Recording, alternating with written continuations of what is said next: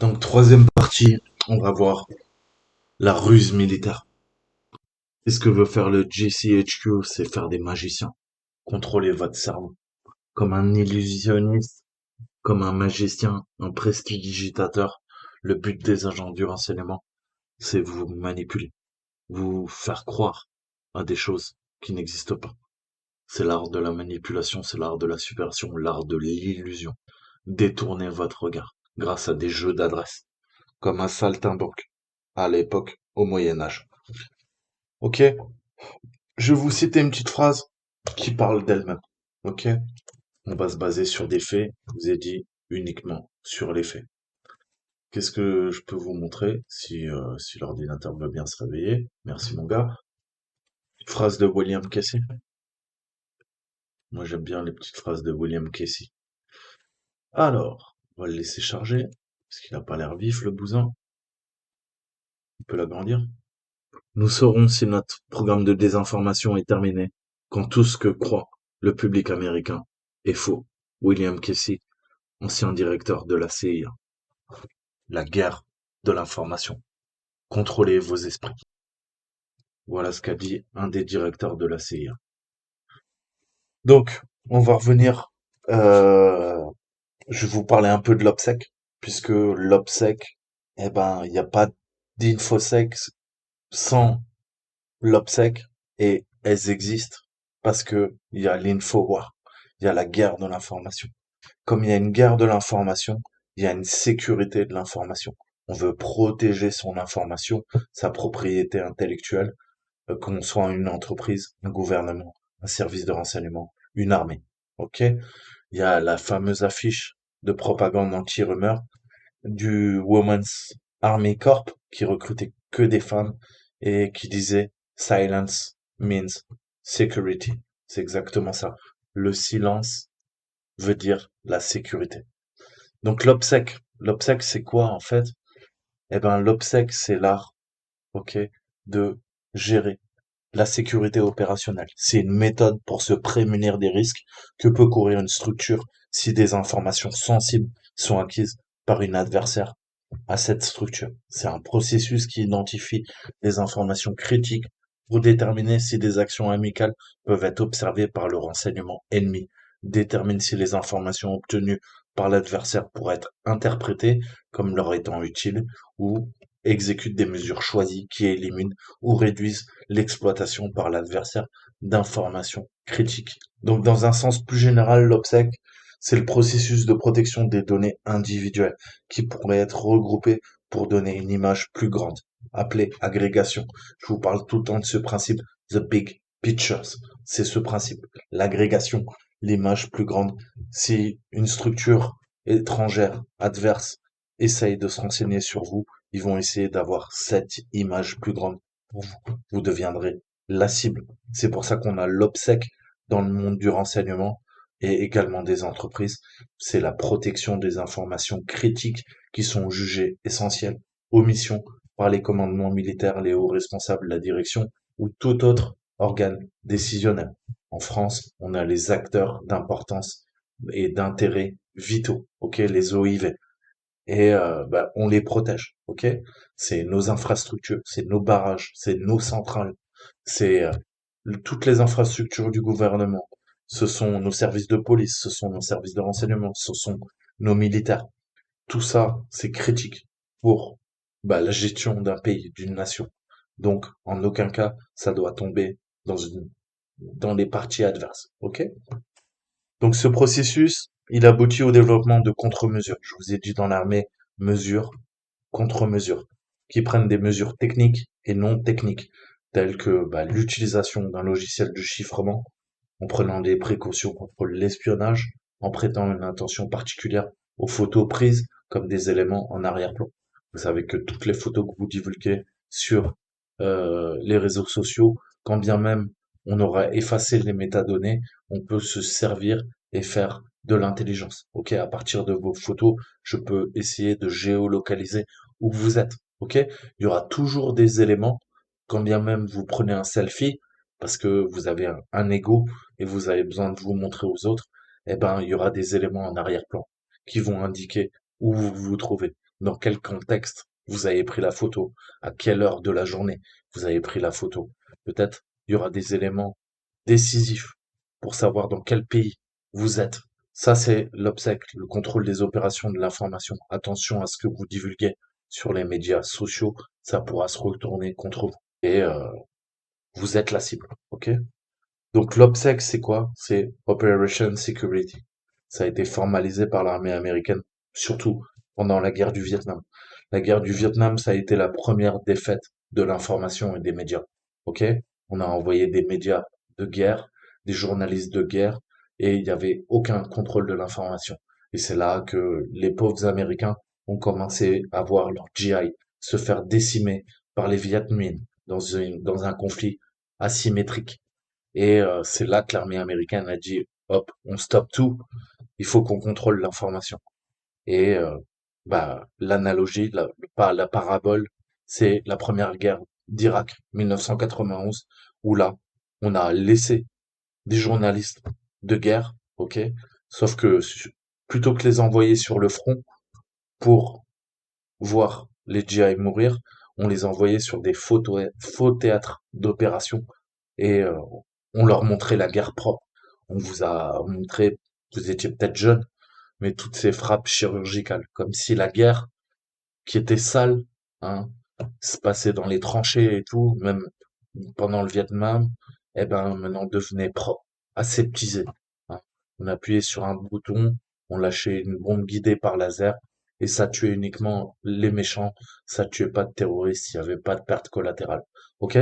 Là, on a commencé à contrôler l'information sur un théâtre d'opération, un théâtre de guerre. Parce qu'on ne voulait pas que les familles s'inquiètent et qu'elles se disent, bah ouais, on va perdre encore forcément des gens, puisque dans toute guerre, bah il y a des victimes, ok?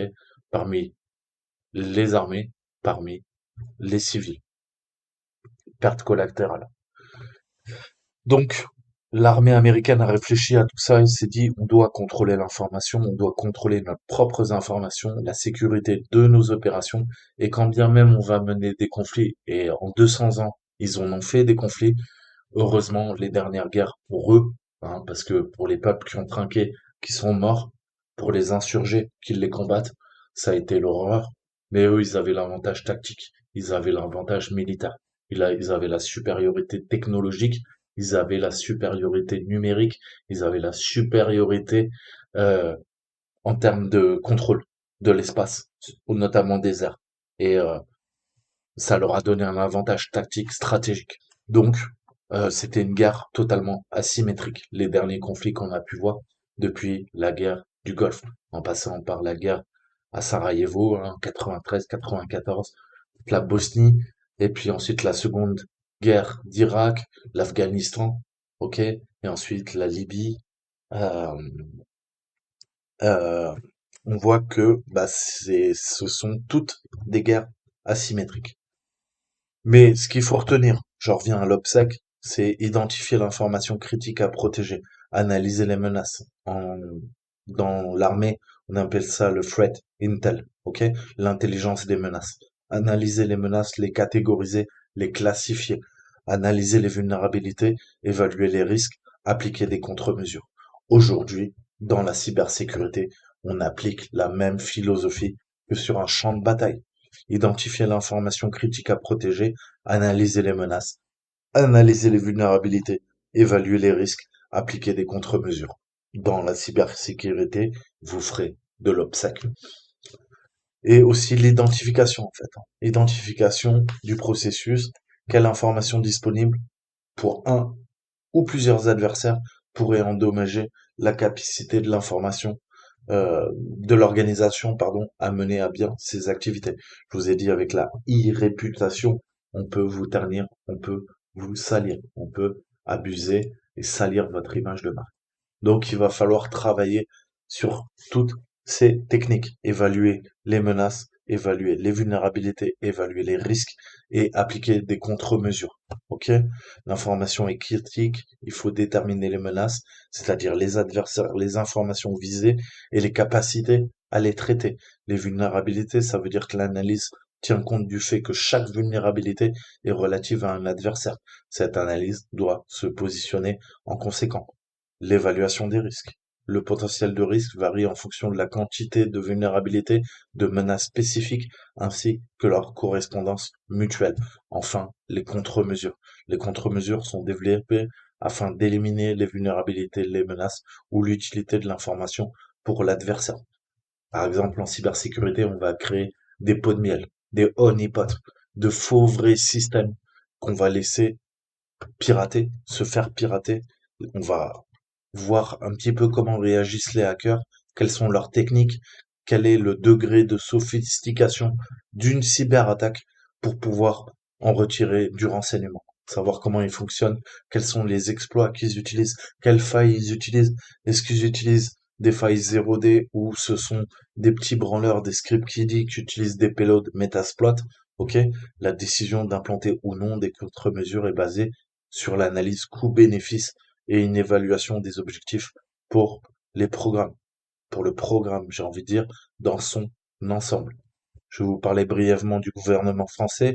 On a l'Agence nationale de la sécurité des systèmes d'information, l'ANSSI, qui met en ligne des fiches de recommandation de sécurité informatique à la destination des infrastructures publiques et privées, comme je vous le disais, qui correspondent à des étapes du processus OPSEC. Ok? Donc, si l'obsèque n'est pas intégré dans des activités sensibles et classifiées, il y a des chances qu'on puisse obtenir des informations significatives sur les capacités et les limitations, nos propres limitations.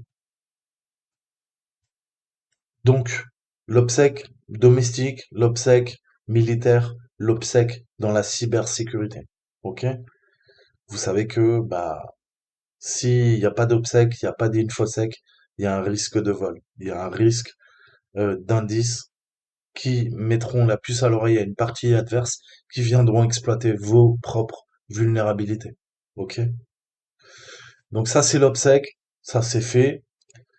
On va parler un petit peu de ces trois personnes. Et je vous ai dit, en début, je vous ai dit la magie. La magie, toute technologie est suffisamment avancée et indiscernable de la magie. Eh ben on va parler, je vais commencer par Jean-Robert Houdin, à la demande de Napoléon 1856. Il va aller aider et faire une révolution en Algérie. Ok? On va se battre contre les marabouts qui ont la magie, et on va montrer que l'homme blanc est supérieur. Et il va faire des tours de magie et montrer aux marabouts que l'homme blanc est bien plus puissant.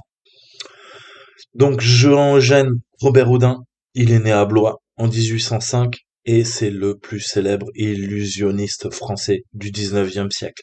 Il est fondateur du théâtre Robert Houdin qui porte son nom. Surnommé le père de la magie moderne, Jean-Eugène Robert Houdin est considéré comme l'un des plus grands prestigitateurs de tous les temps, à l'origine de presque tous les grands trucs de la magie actuelle. C'est aussi un grand constructeur d'automates. Donc c'est plutôt intéressant de voir ça. Donc il a été mandaté, comme je vous le disais, il y avait des révoltes en Algérie euh, et Napoléon III demande d'aller rejoindre l'adjoint du général Randon et il va voir cette colonie française, hein, puisque à l'époque l'Algérie était française. Et entre octobre et novembre 1856, il a pour mission de montrer aux Algériens que les marabouts ne possèdent pas plus que lui de pouvoir inspiré de Dieu, que ce sont des usurpateurs de faux prophètes. On commence à rentrer dans la guerre psychologique. Vous voyez comment elle peut être appliquée.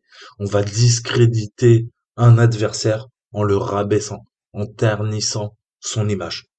Tout ce que je vous raconte, c'est l'application. Fomenteur de révolte dans les villages kabyles contre le colonisateur, les marabouts inquiétaient beaucoup le gouvernement français.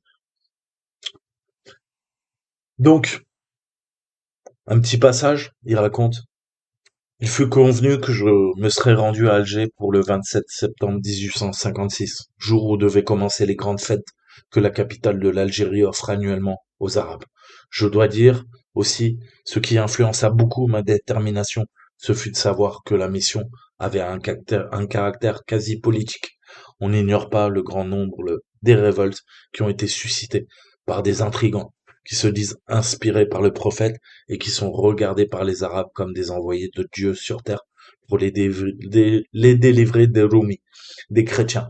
Or, ces faux prophètes, ces saints marabouts, qui en résumé ne sont pas plus sorciers que moi, et qui le sont encore moins, parviennent cependant à afflammer le fanatisme de leurs coreligionnaires à l'aide de tours de passe-passe. Donc tout est dit, c'est la vision du monde, c'est pas moi qui en parle, c'est Jean-Robert Houdin. Donc on va utiliser la magie contre la magie. Je vous ai dit, il y a toujours une part de magie, on est en plein dedans. Ok? Guerre psychologique contre les marabouts en Algérie 1856. Maintenant, je vais vous parler de Jasper Mesklin aussi, un grand homme, illusionniste qui s'est fait connaître pendant la Seconde Guerre mondiale. Ok, c'est lui qui a décidé de créer de faux chars d'assaut. À l'époque, on avait le Sherman, des tanks. Il a créé de faux tanks, ok, qu'on pouvait manipuler. Et là, on en vient à l'art, la ruse militaire. Je vais vous parler de ces hommes et je vais vous parler des techniques qu'on peut utiliser, tromper, manipuler, pour offusquer. Donc, c'est lui qui a eu cette idée, les fils de magiciens. Il s'engage dans l'armée à la déclaration de la guerre en 39 et il est nommé sous-lieutenant et il rejoint le service du camouflage. Ok? Et vous savez que dans l'armée, on a la section camouflage qui est dédiée au camouflage du matériel de guerre des fantassins. Donc, il travaille pour le MI9, ok? Et vous savez qu'il y a plein de bureaux, comment dire, en Angleterre. Vous connaissez sûrement le MI6 parce que c'est James Bond 007. Mais avant la guerre, aujourd'hui on parle surtout du MI5 et du MI6.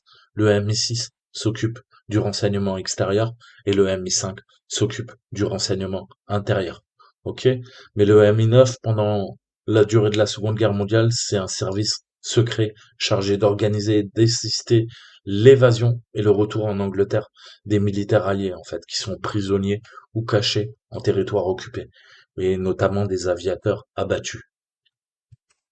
Donc, il va travailler pour le SOE, qui est l'ancêtre des forces spéciales, les SAS, ok, qui deviendront SAS plus tard, mais le SOE, c'est le Special Operation Executive. Il s'occupe de parachuter des résistants, des fantassins, des forces spéciales dans les territoires occupés du bassin méditerranéen. On aura beaucoup de populations, notamment beaucoup de Polonais, qui viendront, qui traverseront la Manche pour aller en Angleterre et ils voudront se battre contre les nazis. Donc on va parachuter un peu partout jusqu'en Grèce, ok? Et ça va permettre de combattre l'axe, donc les nazis. Et c'est lui qui a l'idée de l'opération Fortitude. Je vais vous en parler et c'est assez incroyable. Je vous ai dit la guerre psychologique. Mais revenons à notre troisième personnage, Mullen. Il a travaillé pour la CIA et c'est lui qui s'occupait des clandés. Je vous conseille la série Le Bureau des légendes.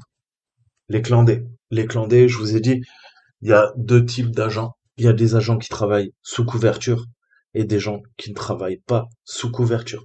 Quand on est clandé, on travaille sous couverture, mais couverture euh, privée.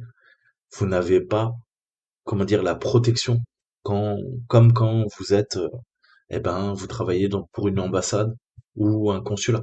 Ok? Si vous êtes attaché militaire, vous êtes protégé, vous êtes diplomate. Donc c'est pas les mêmes lois qui s'appliquent. Là, si vous êtes pris en tant qu'espion, très souvent pendant la guerre froide, c'était la peine de mort. Donc ces gens risquaient leur vie, vraiment. Et ils se faisaient passer, eh ben, pour des journalistes, pour des gens qui travaillaient dans les ONG, pour des scientifiques, et ils avaient aucune protection. La seule protection qu'ils avaient, c'était l'offuscation, justement, cacher leurs secrets, avoir une double vie, ok? Manipuler leurs sources, manipuler les gens qui cherchaient à percer leurs secrets, parce que, ben, en cas de coup dur, contrairement à des diplomates, contrairement à des espions qui travaillent et qui ont le statut officiel, entre guillemets, euh, ces gens risquaient beaucoup plus. C'est ce qu'on appelle les activités clandestines.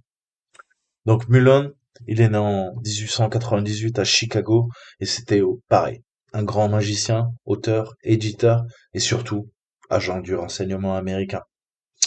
Il a vraiment développé certaines théories, notamment à partir de 53, où il rentre bosser pour la CIA.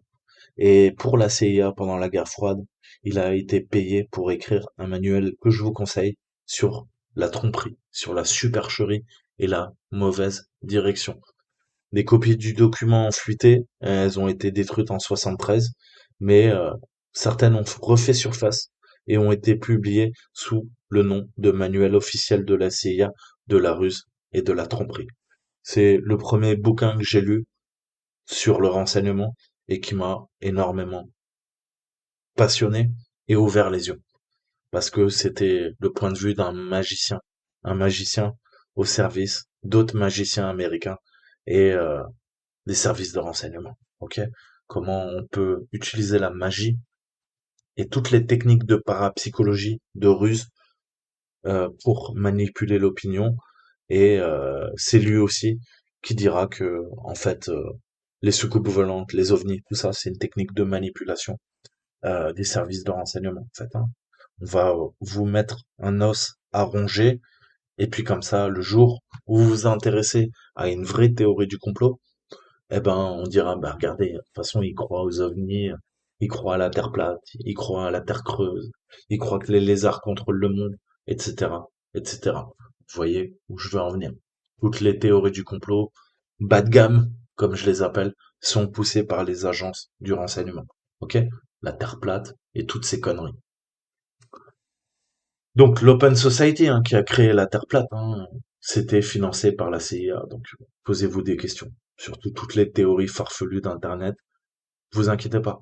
Les agences de renseignement ont tout intérêt à ce que ça marche. On pourra mieux vous discréditer plus tard. Ok? On revient, on manipule ce qu'on appelle le biais de confirmation.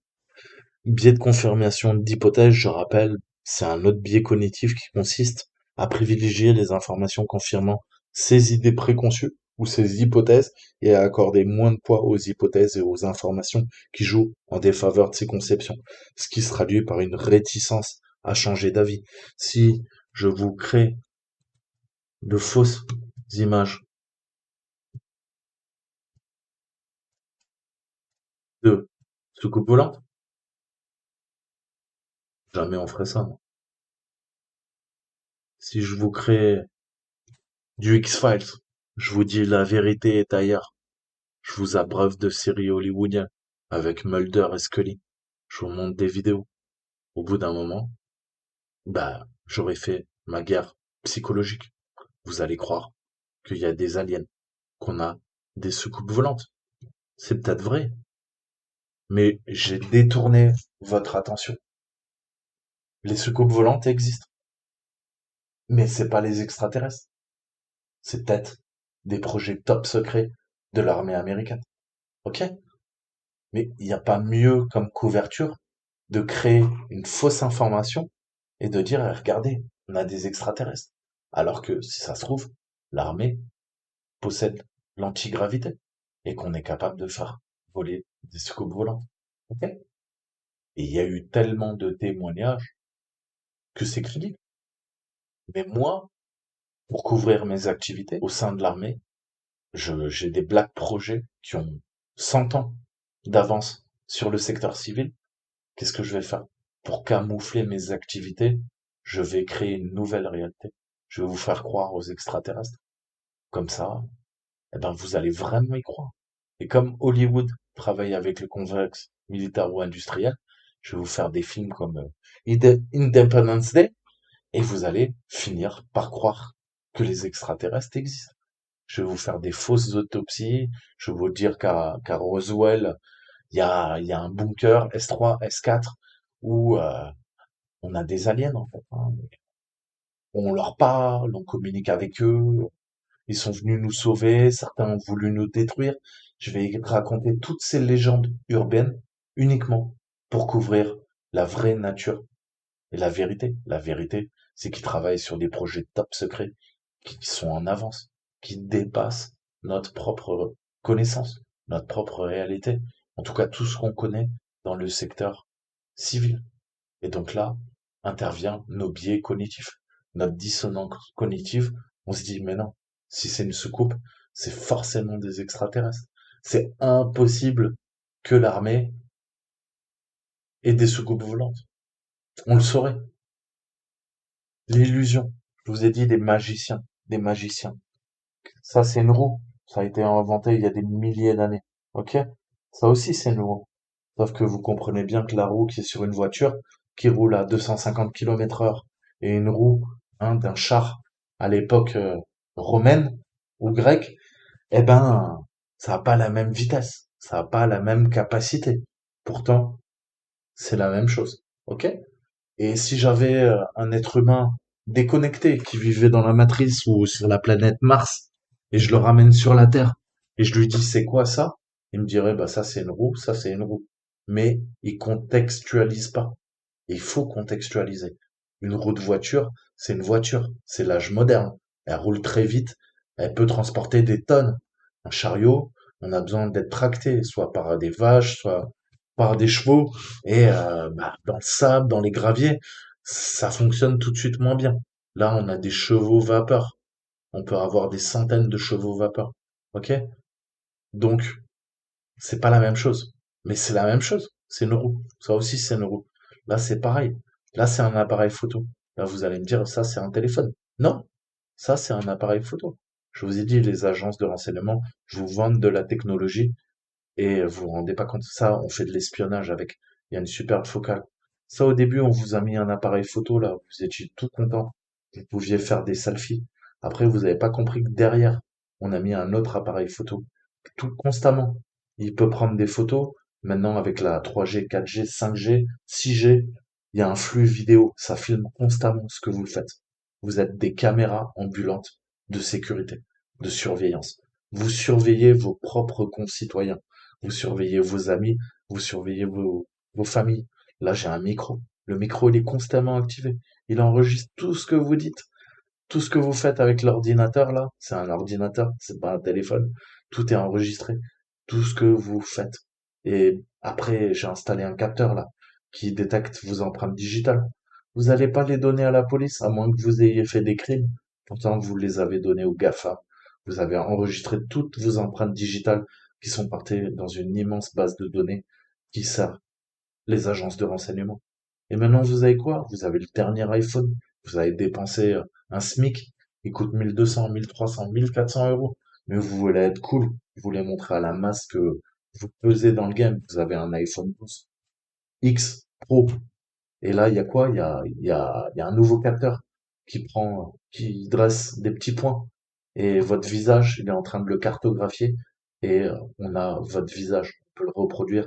On vous reconnaît à la trace. Et bah, l'empreinte qu'on a fait de votre visage pour débloquer votre dernier iPhone à la mode, eh ben, on peut s'en servir. Les agences de renseignement pour les intégrer dans toute l'intelligence artificielle qui vont contrôler les caméras de surveillance. La prochaine fois que vous sortez dans la rue, votre iPhone aura servi à vous repérer dans la rue. Et vous allez voir, toutes ces caméras de surveillance. Bientôt, il va y avoir les Jeux à Paris en 2024.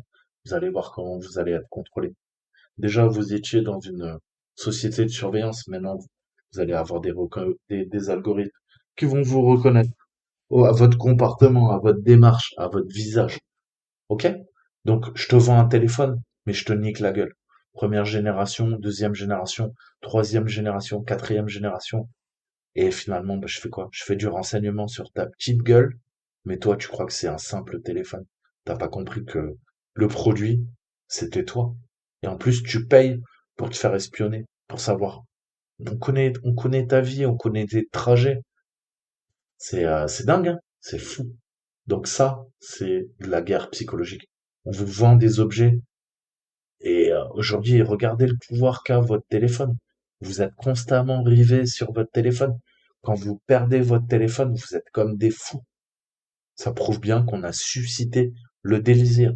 On en revient à la pyramide de Maslow. Ok? Vous avez besoin de vous sentir en sécurité. Vous avez besoin d'avoir une autorité paternelle. Ok? Un leader. de suivre le groupe, la tribu. Sinon, ça vous stresse. Et on n'a pas envie d'être stressé. Donc, on préfère suivre le groupe et pas se poser beaucoup de questions.